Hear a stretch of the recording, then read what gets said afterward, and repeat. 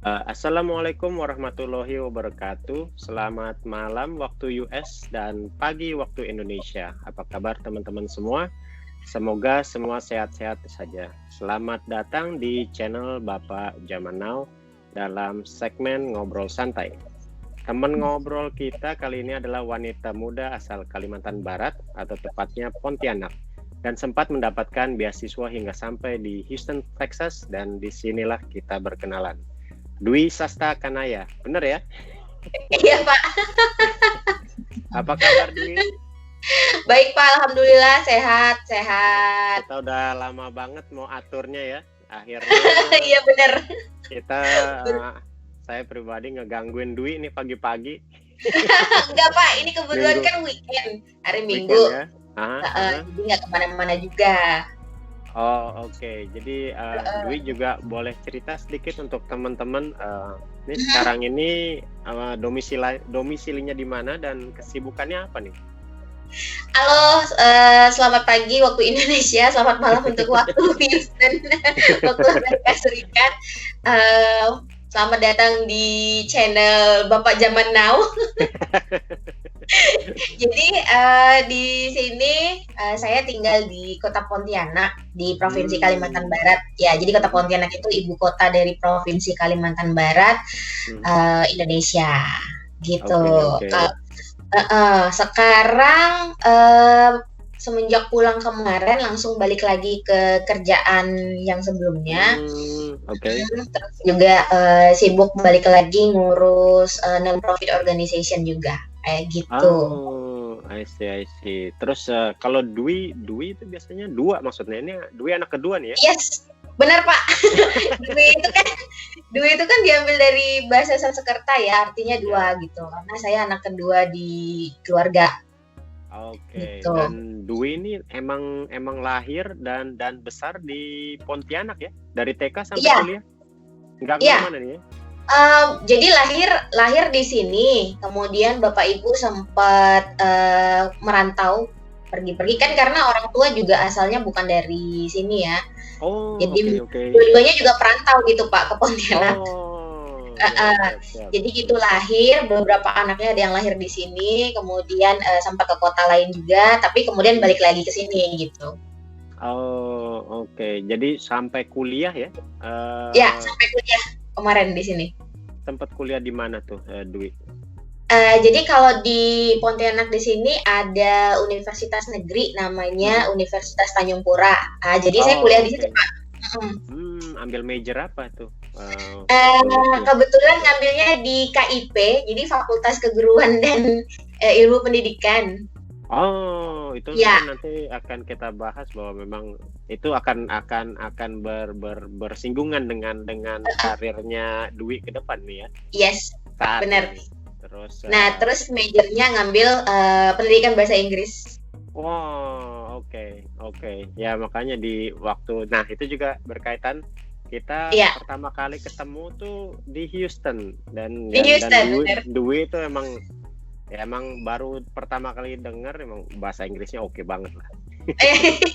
Dan kita pertama kali ketemu dan mungkin pertama dan terakhir ketemunya di kediaman keluarga Jamalu ya, Pak Roni dan Bu Jehan. Ini pasti mereka akan nonton nih kalau kita udah selesai rekaman ini. Itu gimana ceritanya bisa ini bukan hanya Dwi dan teman-teman anak-anak Indonesia ini deket nih sama Mbak Jehan dan anak-anak. Itu gimana ceritanya bisa ketemu? Jadi kita kalau nggak salah ketemunya 2 kali apa 3 kali gitu Pak di rumah Bu Jehan. Kalau sama Bu Jehan sendiri itu sebenarnya ngelihat beliau itu udah dari kalau nggak salah Lebaran Idul Adha 2019 sama ini upacara 17-an 2019 di KJRI. Gitu. Penaikan dan penurunan bendera ya? Iya. Tapi waktu itu belum ada ngobrol gitu. Jadi kayak baru lihat ini nih ada orang-orang Indonesianya gitu kan. Terus ngobrol yang pertama kali itu waktu festival Indonesian Festival yang ada di Sugarland. Ya. Oke. Jadi waktu itu pertama kali ngobrol, kebetulan ibu tuh kan lagi duduk di tengah-tengah tamannya gitu ya, di depan panggung gitu. Nah kemudian anak-anak lagi pada main di kids corner gitu. Ya udah saya datengin ngobrol sama beliau gitu, ngobrol lumayan panjang juga gitu. Nah, jadi sampai kenalan pertama kali. Sampai akhirnya beberapa kali main ke rumah beliau, kemudian dibawa main ke Galveston juga, jalan-jalan gitu. Tapi mostly memang mainnya ke rumah beliau sih, ke rumah Bu Jehan. Oke. Nah, sebelum kita jauh ke Houston, kita mau tarik mundur nih bahwa Dwi ini bisa sampai ada di Houston karena mendapatkan beasiswa dari US Department of State untuk berangkat. Boleh cerita nggak tuh tentang bagaimana kok bisa sampai mendapatkan beasiswa dari Departemen Amerika ini? Oke, jadi beasiswa yang Dwi dapetin itu namanya Community College Initiative Program. Kalau ini kerjasama antara pemerintah Amerika Serikat dengan 12 negara yang lain, termasuk Indonesia salah satunya, Pak. Ya. Okay. Jadi banyak negara sebenarnya. Nah, setiap tahunnya mereka merekrut, tapi sebenarnya nggak ada kuota pas nih setiap negara berapa gitu. Tapi memang hasil dari seleksinya mereka gitu kan. Nah, kalau di Indonesia sendiri ini seleksinya diurus sama Aminef. Aminef ini American Indonesian Exchange Foundation yang juga ngurusin banyak beasiswa dari pemerintah Amerika Serikat, dari Fulbright, program Fulbright, ada scholarship, ada fellowship, dan itu banyak, ada S2, S3, penelitian, postdoktoral, dan macam-macam gitu. Nah, salah satunya CCIP ini. Nah, tapi untuk yang CCIP ini memang non-degree, tapi untuk peningkatan kapasitas profesionalisme, kayak gitu. Karena fokus beasiswanya itu ada 5, Pak. Jadi, ada akademik, kita kuliah selama kurang lebih 2 semester, kemudian ada internship sama volunteering, yang keduanya ini ada syarat jamnya. Kalau untuk jurusan Dwi dan juga di Houston, itu volunteering kemarin minimal harus 250 jam, kalau untuk internship sendiri magangnya 350 jam, terus ada point leadership dan juga ada cultural exchange kayak gitu. Jadi 5 poin ini yang jadi fokus utama dari beasiswa ini. Nah, sebenarnya tahu beasiswa ini udah lama banget, cuman waktu itu masih ngerasa kayaknya belum ada kebutuhan nih buat ngambil beasiswa gitu kan. Jadi ya udah fokusnya ke kerja dulu gitu. Sama ngebangun organisasi. Jadi Dwi ini malah bukan mengejar beasiswa tapi melihat kebutuhan. Ini agak menarik karena biasanya anak-anak muda, wih ada beasiswa, kita berangkat, kita ini loh. Ini kok terbalik malah sih, melihat kebutuhan. Itu kenapa, Dwi? Ya, karena kalau misalnya cuma ngejar beasiswanya kan memang banyak tuh, Pak, kayak teman-teman yang misalnya abis kuliah S1 langsung masih panas banget kan pengen ngejar beasiswa S2 kan. Tapi nanti ketika pulang pun kalau misalnya kita nggak punya pengalaman akan lost kan. Kemudian nanti nggak langsung kerja, misalnya masih galau lagi mau nyari kerjaan apaan kayak gitu kan. Nah, karena belum ada urgensi waktu itu, jadi dia lebih kayak kerja sama ngebangun organisasi di Pontianak kayak gitu. Nah, jadi 2017 akhirnya ngerasa kayaknya perlu upgrade diri lagi nih, karena memang ilmu yang didapat tuh kan nggak sesuai dengan pekerjaan. Maksudnya background memang di KIP gitu kan, keguruan, tapi ketika kerja juga ngurusnya kayak marketing, kemudian human research kayak gitu kan. Jadi kayaknya emang udah butuh sekolah lagi, tapi yang yang bisa dapetin compact gitu loh. Maksudnya nggak cuman hanya akademik doang fokusnya gitu. Nah, paslah nih ada beasiswa CCIP. Jadi nyoba 2017 apply, tapi alhamdulillah belum keterima. Nggak lolos. Jadi itu esainya masih berantakan banget waktu 2017. Habis itu tahun berikutnya nyoba lagi, setelah persiapan terus nyoba lagi nulis esai, karena esainya banyak kan, ada 8 biji di awal. Jadi udah 2018 alhamdulillah lolos. Itu pendaftaran 2018 Desember. Kemudian Januari 2019 lolos ke seleksi wawancara dan juga TOEFL ITP test di Jakarta. Kemudian, nah itu pendaftaran yang pertama itu ada sekitar 622 aplikan se-Indonesia. Kemudian masuk ke wawancara itu hanya 50 aplikan aja. Oh, oke. Terus diseleksi lagi, medical check-up, pemberkasan, dan segala macamnya. Keterimanya hanya 26 orang, langsung kita ngurus visa, kemudian ada pre-departure orientation di Jakarta waktu itu sekitar 5 hari. Barulah kita diberangkatkan masing-masing ke 8 states. Jadi ada 114 partisipan dari 12 negara yang dibagi menjadi 8 state. Iya. 14 dari 12 negara. 12 negara. Itu oke itu. Jadi 26 dari Indonesia ya salah satunya ya. 26-nya dari Indonesia. Jadi Indonesia ini termasuk kontingen yang paling rame lah gitu. Wow, berarti bukan berarti Indonesia punya kuota yang lebih besar dari negara lain ya? Oh enggak. Indonesia juga kuotanya tuh setiap tahun berubah-berubah gitu, Pak. Oke. Jadi ini bisa sampai pada saat screening itu dari 622 sampai 50 itu pesertanya masih di masing-masing provinsi ya? Atau sudah semua jadi satu di Jakarta? Oh enggak, itu masing-masing provinsi karena masih seleksi administrasi waktu itu. Oh, oke. Iya. Dan untuk persyaratannya itu semua enggak ada keluar biaya dari masing-masing peserta ya? Semuanya udah dibiayain oleh si Novanya ya, Nova ya.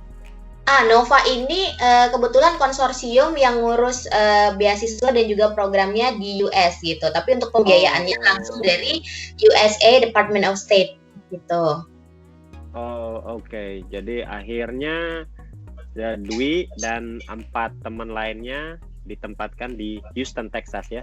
Ya, nah kebetulan saya sama 4 lainnya dapat di Texas. Yang lainnya itu ada di Arizona, itu ada 2 college.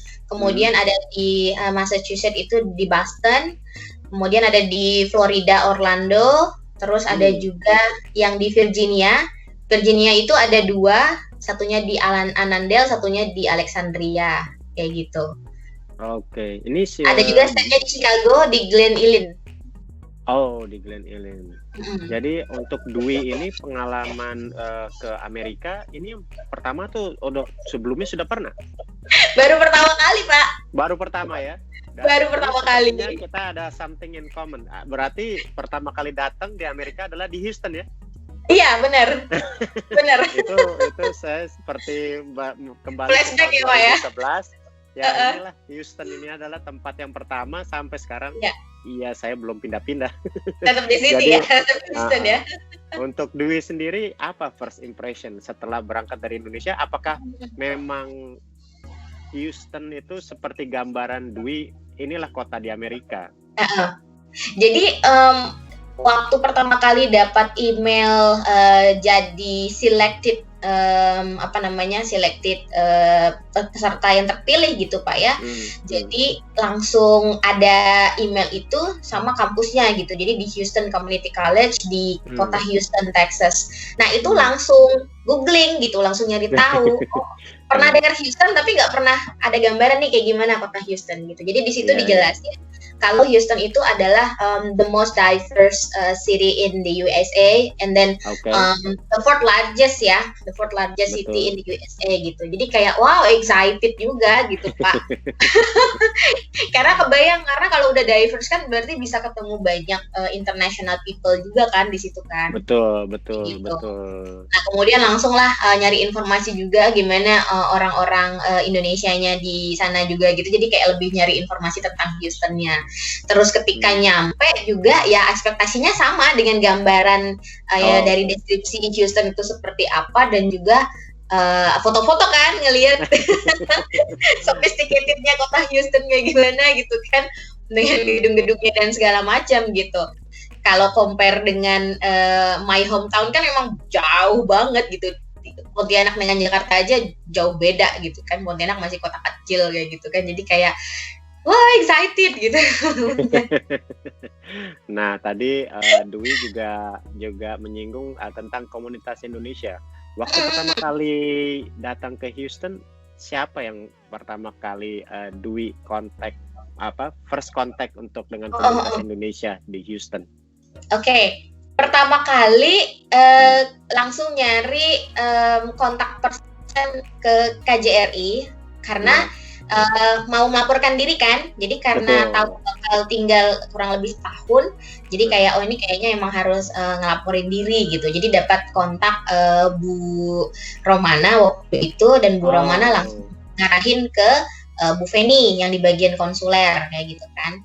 Nah kemudian disuruh datang bawa paspor untuk diregistrasi dan juga dicap kayak gitu. Jadi kami datanglah waktu itu di KJRI lagi ada serah terima jabatan salah satu diplomat ya kalau nggak salah, ibu siapa gitu mau pindah dari Houston kayak gitu. Nah jadi baru pertama kali itu pas kebetulan lagi ada acara, ya udah kita datang kebetulan sama program coordinator, beliau juga tinggal di Houston tapi aslinya dari Albania. Nah, sekalian kenalan gitu, sekalian kenalan. Ya udah di situ tuh setelah berapa 2 minggu datang apa 3 minggu datang gitu ya, itu udah langsung kangen sama makanan Indonesia ya, makan makanan Indonesia di KJRI.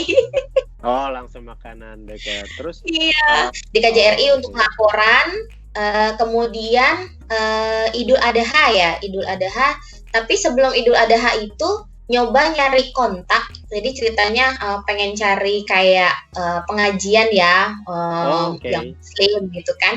Nah tapi dapetnya linknya itu dikasih sama teman yang di Arizona. Jadi ada ibu orang Indonesia di Arizona itu yang ngasih kontak. Oh ini saya punya teman di Houston, namanya Butin Purba. Butin, Bapak pasti tahu ya. Iya, gitu kan. Jadi akhirnya kontaklah sama Butin gitu kan. Jadi Butin kasih tahu ada tuh pengajian biasanya di masjid, terus ngasih tauin kayak gitu kan. Oh ada masjid ternyata. Iya ada masjid namanya Istiqlal. Oh ada ternyata. Jadi sama Nisa sama Nica sama Ibur waktu itu karena udah mau Idul Adha juga kan, jadi kita mantepin diri nih. Oh ya udah kita pergi ke Masjid Istiqlal, kemudian kita cek, jauh juga ya kayak gitu kan. Tapi nggak apa-apa, kita harus pergi nih Lebaran gitu.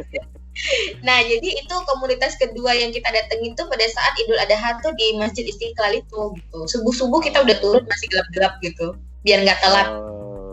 Oke. Jadi untuk Dwi waktu udah lapor ke KJRI segala macam, terus harus settle down dengan apartemen atau sekolah atau mungkin SIM dan SSN, itu prosesnya cukup cepat atau agak membingungkan atau agak ada masalah? Nah kalau SIM kita nggak bikin karena kita kan nggak boleh, jadi di bawah beasiswa ini tuh kita kan tanda tangan MOU tuh Pak, kita nggak boleh drive di sini. Nggak boleh drive ya? Nggak boleh, dilarang banget. Makanya kita hanya boleh pakai public transportation, gitu kan. Atau ya misalnya kayak yang online gitu, transportasi online kayak Uber atau Lyft gitu, bolehnya. Lebihnya ya pakai kereta atau pakai bus gitu, atau jalan kaki. Nah, itu udah mulai masuk nih, masuk ke HCC ya, apa? Houston HCC. Houston Community College. Itu first day-nya kayak apa, Dwi? Jadi first day at school kan, jadi kita datang malam tuh. Kita datang malam sampai ke apartemen itu jam 10:30 malam.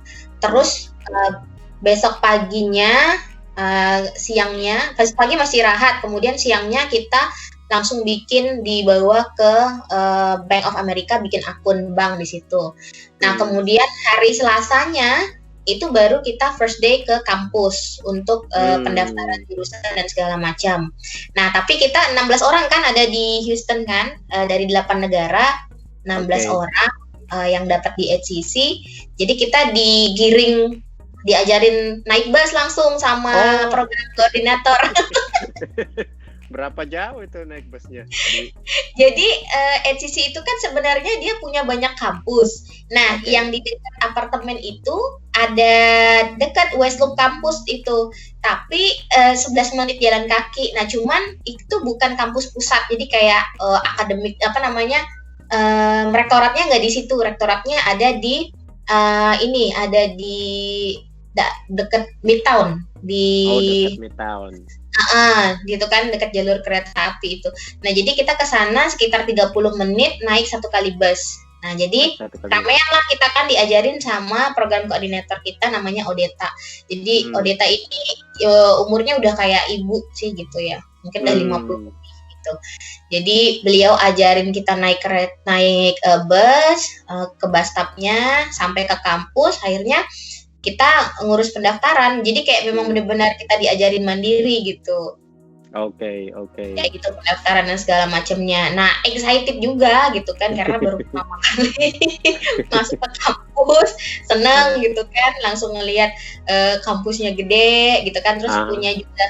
Jadi SCC itu di bangunan utamanya dia punya bangunan lama, kayak bangunan Eropa tinggi banget gitu kan. Wah, itu jadi juga seneng juga gitu kan, karena beda banget bangunannya sama di Indonesia. Gitu. Jadi lebih excited sih kemarin. Oke. Jadi terus menurut Dwi gimana public transportasi di Houston? Kalau compare sama Jakarta ya, kalau compare sama di Pontianak sendiri kan, Pontianak juga karena kota kecil jadi public transportation-nya nggak terlalu bagus juga gitu kan, orang lebih banyak pakai private vehicle gitu, kendaraan pribadi. Nah, kalau di Houston enak karena jalurnya udah jelas, terus jadwalnya kita bisa lihat kan, jadi kita bisa ngatur waktu sendiri gitu, jangan sampai telat naik bus ke bus stop tertentu. Kalau misalnya lewat nanti berarti harus nunggu di jam berikutnya gitu, karena ada beberapa bus itu yang munculnya 30 menit sekali, ada yang 15 menit sekali kayak gitu. Nah, so far sih memang enak ya kalau buat kita yang pejalan kaki, kemudian yang pakai public transportation itu seru gitu kan. Tapi ada beberapa jalur bus itu yang terlalu jauh gitu. Jadi kayak pas kali naik tuh mesti kayak ngabisin 30 menit atau 45 menit di dalam bus kayak gitu. Betul. Gak ada jalur yang pendek. Nah, terus juga kalau misalnya kita tempat yang mau kita tuju itu nggak dekat sama bus stop, jadi kayak mesti jalan lagi jauh. Nah, paling kayak gitu. Dan Dwi dengan 3 teman lainnya nih memang sama-sama ya, kampusnya di tempat yang sama ya, nggak terpisah-pisah ya? Terpisah-pisah Pak, terpisah-pisah. Jadi kampus kita tuh jauh-jauh sesuai dengan jurusannya. Yang paling dekat tuh memang kampusnya si Nica, Windy sama Adrian, karena yang dekat apartemen itu yang 11 menit jalan kaki, mereka ada beberapa kelas di situ gitu. Nah, tapi kalau Hisbur, saya sama Windy itu ada kampus yang jauh gitu, jadi kayak ya mesti lumayan. Kalau saya mostly kampus utamanya di kampus yang itu tadi tuh di Midtown itu. Jadi untuk program HCC ini yang scholarship ini dicampur dengan mahasiswa biasa atau memang hanya kalian aja dalam satu kelas? Nah, dicampur Pak. Jadi kan dicampur, kita kan ya? Kalau cuma seru kalau dicampur. Seru Pak. Kalau cuma CCI student kan kita disebutnya CCI student. Jadi kalau cuma CCI student kan kita cuma 16 orang ya, dan jurusan kita juga beda-beda. Ada yang marketing, ada yang movie maker, kemudian ada yang graphic design. Ada movie maker, Ada Pak. Kemudian ada GIS kan. Jadi itu beda-beda gitu. Jadi kita kayak mahasiswa umum aja gitu. Kita yang masuk ke kampus-kampus yang ada gitu.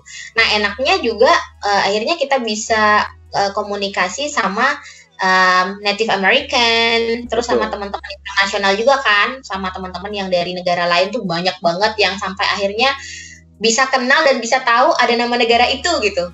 Ada nama negara itu. Apa tuh contohnya, Dwi? Contohnya misalnya kayak Trinidad and Tobago ya. Oke. Nah, itu kan baru pertama kali dengar, itu nama negara gitu. Pulau kecil kan, dia kan pulau kecil sendiri gitu kan. Nah, untuk kegiatan sehari-hari tentu belajar. Tapi ya saya juga kan karena udah kenal Dwi, akhirnya follow Facebooknya Dwi. Ini Dwi nih sama teman-teman bisa jalan dari satu state ke state. Itu memang diprogramkan dari sponsor atau inisiatif sendiri? Jadi inisiatif sendiri sih Pak. Jadi sebenarnya kita semuanya dibiayai itu Pak.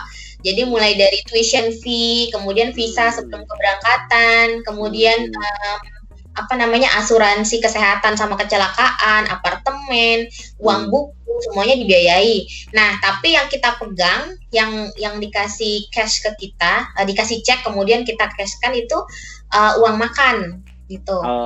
Kita dapat uang makan hitungannya harian sama uang transportasi untuk naik bus gitu kan. Nah, uang inilah yang akhirnya kita hematin buat bisa jalan-jalan. Jadi udah sempat kemana aja nih Dwi ya sama teman-teman? Jadi sama teman-teman sempat main ke Florida, Orlando sama Miami. Kemudian main ke Louisiana, tapi karena ke Louisiana itu deket banget dan dapat promo bus $1 doang. Jadi naik bus ya? Naik bus sampai New Orleans. New Orleans ya. Itu cuma $1 Pak, itu murah banget. Terus main ke California, ke San Francisco, Los Angeles, sama Las Vegas. Terus sempat main ke Arizona juga, terus ke New York, ke Boston. Udah hampir tempat-tempat yang emang tujuan wisata. Iya benar. Iya benar. Cuman yang gak kesampaian itu main ke Chicago, jadi pengen banget kan. Tapi waktu itu rencananya mau di spring break, tapi kan spring break kita pandemi gitu kan, jadi betul. Nah, untuk salah satu fasilitas yang diberikan dari sponsor adalah asuransi kesehatan. Seperti yang kita tahu tuh di Amerika dibandingkan dengan negara lainnya termasuk Indonesia mungkin bahwa kesehatan itu sangat mahal. Banget. Nah, itu sempat nggak Dwi merasakan asuransi kesehatan dipakai nggak? Kalau Dwi nggak pakai Pak. Jadi karena kan memang udah dapat informasi nih yang apa-apa yang misalnya nggak di cover gitu kan, dan persiapan juga sih. Jadi kayak mata sama gigi itu kan pasti mahal banget ya. Jadi sebelum berangkat tuh udah cek ke dokter gigi sini, udah bersih-bersihin karang, udah tambal-tambal gigi dulu gitu kan, persiapan. Terus mata juga, jadi kayak bikin kacamata baru, bawa 2 kacamata. Jadi kalau ada apa-apa nggak repot bikin kacamata lagi gitu. Kejadian kacamata satunya patah gitu kan. Jadi untuk teman-teman yang mau mulai ikut seperti scholarship ini, sebaiknya ada persiapan lah ya dari sebelum berangkat. Iya, karena kalau enggak kan ada beberapa yang terlalu mahal kan nggak akan di cover sama ini kan, sulit gitu mengcovernya. Jadi ada teman yang dari Egypt tuh Pak, dia pakai kacamata tapi kacamatanya yang bahan dari kaca gitu ya. Karena mungkin kita kan di waktu itu datang pas summer, jadi di luar panas, masuk ke kelas dingin gitu kan, retak tiba-tiba gitu. Untung aja pecahan kacanya tuh nggak masuk ke mata gitu, alhamdulillahnya enggak gitu. Nah kalau Dwi kan persiapannya kacamatanya bikin yang dari lensa plastik gitu kan, jadi kayak aman, mau jatuh mau apa juga nggak masalah gitu. Betul. Juga cari bahan yang aman aja gitu, karena perbedaan cuaca tuh langsung berpengaruh. Nah dan dia itu kan klaimnya mahal banget ya, dan nunggu klaimnya tuh sampai pulang ke Egypt tuh baru dikirim, jadi kayak hampir setahun gitu, klaimnya panjang banget. $600 bikin kacamata. Jadi Dwi ini juga saya lihat sangat aktif ya di konsulat nih. Apakah memang inisiatif sendiri atau memang ada kaitannya dengan tugas-tugas di kampus? Oke, jadi kayak yang tadi Dwi bilang ya, kalau beasiswa ini kan memang fokusnya selain akademik, selain kuliah, kita harus volunteering sama internship, magang. Nah, jadi ketika volunteering itu kita dibebasin mau nyari volunteering di mana aja gitu kan. Jadi biar lebih banyak variasinya, selain volunteering untuk dengan Native American, dengan beberapa komunitas juga Dwi ikut sama beberapa organisasi. Nah, kemudian mikir nih, nggak ada salahnya nih volunteering juga di KJRI untuk event-event event-event Indonesia gitu kan. Nah, tapi sebelum yang ke KJRI itu pertamanya volunteering dengan IACC satunya, IACC, Indonesian American Chamber of Commerce. Ya. Okay. Jadi itu yang Indonesian Festival yang di Sugarland. Nah, kemudian baru ke KJRI. KJRI itu sama Indonesian Festival juga. Terus waktu itu ada perayaan 17 Agustusan, tapi yang dinner ya, yang sekalian merayakan 70 tahun kerjasama diplomatik Indonesia Amerika. Oh, oke. Okay. Nah, jadi volunteering di situ, gitu. Ketika volunteering, sama volunteering 17-an. Jadi 17-an itu volunteering handle lomba-lomba, gitu. Jadi konsulat tuh merasa tertolong dengan adanya mahasiswa Indonesia di kan dikeroyok ya 5 orang. Karena dari mereka juga sempat bilang kayak selama ada mahasiswa Indonesia di sini tuh jarang banget ada yang mau volunteering katanya gitu kan. Tapi kalau kami kan memang kami wajib, jadi jamnya terhitung gitu kan. Apalagi kalau misalnya ya susah juga, misalnya kayak mahasiswa S2 yang nggak ada yang mau volunteering gitu kan, nggak ini. Jadi makanya pas kebetulan ada kita, ya alhamdulillah mereka terbantu juga gitu. Jadi kalau kita juga bilang kalau misalnya ada kebutuhan apa untuk dibantu, feel free to contact us gitu kan. Jadi kayak memang kita dilibatin tuh selama di sana dengan kegiatan-kegiatan di KJRI kayak gitu kan. Jadi ya menguntungkan kedua belah pihak gitu. Dan ya, tapi kita senang juga bisa engage sama orang Indonesia kan. Betul. Dan itu mungkin buat saya pribadi yang datang ke sini begitu udah umur saya, dan saya ngelihat anak saya dari mulai masuk TK sampai sekarang SMP, itu kayaknya adalah salah satu nilai plus. Nggak tahu ya, waktu zaman saya di Indonesia belum ada, tapi di Amerika itu mulai dari dini, mulai dari SD, SMP, SD, bahkan SD, anak-anak itu sudah di encourage untuk volunteer. Entah mereka itu bantu gurunya ngerapin buku, atau tapi anak-anak SD kelas 4 itu mereka udah volunteer, dan itu dihitung jamnya. Itu menurut saya itu mungkin salah satu yang masuk yang positif yang diambil bisa untuk pendidikan di Amerika. Apakah itu sudah diterapkan di Indonesia juga? Nah, itu dia Pak. Amerika itu punya culture volunteering tuh yang bagus banget. Di Indonesia gerakan volunteering tuh udah banyak Pak, tapi pasti gerakan volunteering itu hanya dilakukan sama orang-orang yang let's say masih muda gitu kan. Anak-anak dan orang tua itu jarang banget yang volunteering di sini. Tapi ketika saya datang ke US itu kayak yang Bapak bilang tuh betul, mulai dari usia dini sampai mbah-mbah sampai kakek-kakek nenek-nenek itu masih ada yang volunteering gitu. Jadi saya tuh ketika volunteering tuh bareng-bareng mereka juga gitu kan. Yang udah berumur tuh mereka tetap volunteering gitu. Jadi memang volunteering itu juga sebenarnya jadi poin plus Pak kalau buat kita ya. Misalnya kayak mau cari kerjaan, orang pasti akan melihat portofolio kita pernah volunteering, karena memang volunteering itu kan nanti soft skill-nya, kemudian hard skill-nya juga bakal ngebantu kita kan. Kayak misalnya leadership pasti ada nilainya di situ. Poin kerjasama dengan tim, kayak gitu kan bakal dinilai juga ya. Nah itu kalau kita udah punya volunteering, dan apalagi kalau kita dapat sertifikatnya, itu pasti bakal benar-benar jadi nilai plus juga buat kita. Kayak gitu. Benar. Nah itu juga salah satu event yang menurut saya juga terbaik so far ya untuk kebudayaan Indonesia, yang memperkenalkan kebudayaan Indonesia di Houston, yang di Sugarland itu tuh. Benar-benar. Buat saya tempatnya bagus dan presentasinya tuh sangat baik. Itu untuk Dwi sendiri berpartisipasi di dalam apa ya tuh kepanitiaannya. Apa yang Dwi rasakan, dan apakah Dwi pernah berinteraksi dengan feedback apa dari orang lokal Texas terhadap pesta budaya Indonesia saat itu? Kalau feedback dari orang lokal lebih kayak presentasi dari Indonesian Festivalnya ya Pak ya. Jadi kayak mereka tuh senang yang mostly yang mereka seneng itu adalah adanya makanan-makanan Indonesia gitu kan. Jadi kayak pasti termasuk kita. Bener, Amerika tuh ternyata banyak juga yang seneng sama masakan Indonesia kayak gitu kan. Jadi mereka seneng. Kemudian yang kedua tuh lebih kayak budayanya, karena kan ada presentasi budaya tarian kayak kemarin kan, kemudian alat tradisional. Kalau yang di Sugarland itu kemarin fokusnya budaya Sumatera Barat. Jadi kayak yang tarian tari piring dan segala macam. Itu yang bikin mereka seneng gitu. Kalau buat Dwi sendiri, satu yang paling berasa itu ya berasa bangga sih Pak, karena jauh dari negeri sendiri tapi ngurusin promosi negeri sendiri itu kan kayak wow, luar biasa banget ya. Terus ketemu juga sama diaspora orang-orang keturunan Indonesia juga yang anak-anaknya orang tuanya Indonesia tapi orang tuanya udah campuran. Nah kemudian ngelihat mereka yang mereka juga ngomong sendiri kalau mereka juga bangga dengan kebudayaan orang tuanya. Jadi kayak sesuatu yang wow, bikin bangga gitu.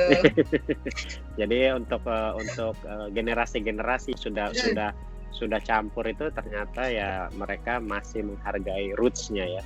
Iya benar, mereka tuh beberapa ada yang ini kan ya, ada yang ikut punya booth di situ, ada standnya mereka, dan mereka tuh ngebantuin mama papanya gitu, kenalin budayanya Indonesia tuh ke orang yang datang kayak gitu.